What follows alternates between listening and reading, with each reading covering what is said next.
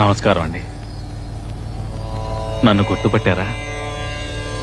15 ఏళ్లకు ముందు కాశీలో మీరు ఆశీర్వదించారు. తర్వాతే గొప్పవాణ్ణి అయ్యాను. తమరిక్కడ ఉన్నారని విన్నాను. ఓసారి చూసిపోదామని వచ్చాను. ఈ కానుక స్వీకరించండి. ఏమిటిది?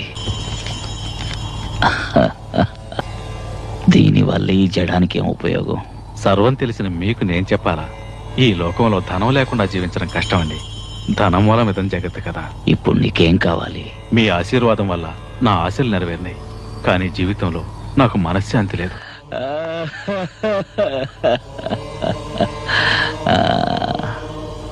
ధనమూలమిదం జగత్తని ఇందాకేగా అన్నావు. శాంతిని కొనుక్కో. ధనమంతా నీ దగ్గరే ఉంటే మనశ్శాంతి ఎలా ఉంటుంది?